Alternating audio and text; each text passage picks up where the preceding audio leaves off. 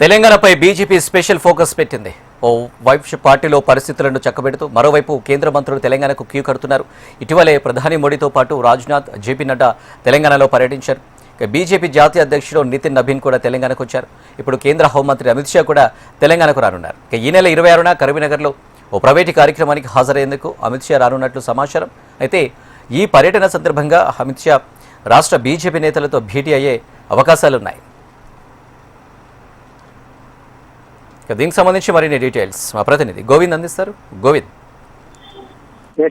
ఒక తెలంగాణ రాష్ట్రం మీద బీజేపీ అగ్రనాయకత్వం ఏదైతే ఫోకస్ లో భాగంగా ఒక రాష్ట్రానికి కూడా అగ్రనేతలంతా కూడా ఒకవైపు కేంద్ర మంత్రులు మరియు పార్టీకి సంబంధించినటువంటి నేతలు కూడా తెలంగాణకు క్యూ కడుతున్న నేపథ్యంలో మరి ఈ నెల 26న కూడా తెలంగాణకు అమిత్ షా రాక కూడా షెడ్యూల్ ఖరారైందని కూడా పార్టీ వర్గాల నుంచి సమాచారం అంతా ఉంది. అయితే ముఖ్యంగా అమిత్ షా టూర్ లో ఈ నెల 26న కూడా కరీంనగర్లో ప్రైవేట్ కార్యక్రమానికి అమిత్ షా రాబోతున్నట్టు కూడా పార్టీ వర్గాల నుంచి వచ్చినట్టు సమాచారం నేపథ్యంలో మరి ఈ యొక్క అమిత్ షా పర్యటనలో భాగంగా కూడా ఇక్కడ రాష్ట్ర పార్టీ నేతలతో ఇక్కడ తాజా రాజకీయ పరిణామాలు, అదేవిధంగా పార్టీలో నెలకొన్నటువంటి పరిస్థితులు, పార్టీ బలోపేతం, అదేవిధమైనటువంటి రాబోయేటటువంటి స్థానిక సంస్థలు కానీ, అదేవిధంగా ముఖ్యంగా ప్రధాన టార్గెట్ చేస్తున్న టార్గెట్ బెంగాల్, అస్సాం, పుదుచ్చేరి 3 రాష్ట్రాల గెలుపు తర్వాత కూడా తెలంగాణనే ప్రధాన ఎజెండా, ప్రధాన టార్గెట్.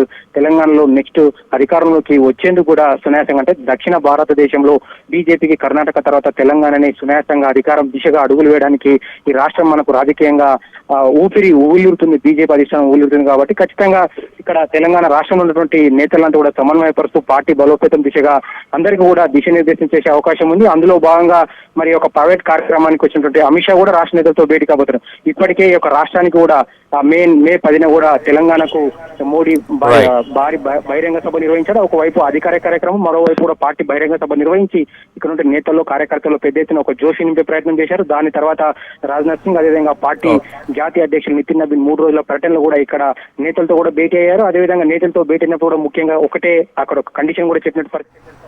రైట్ గోవింద్.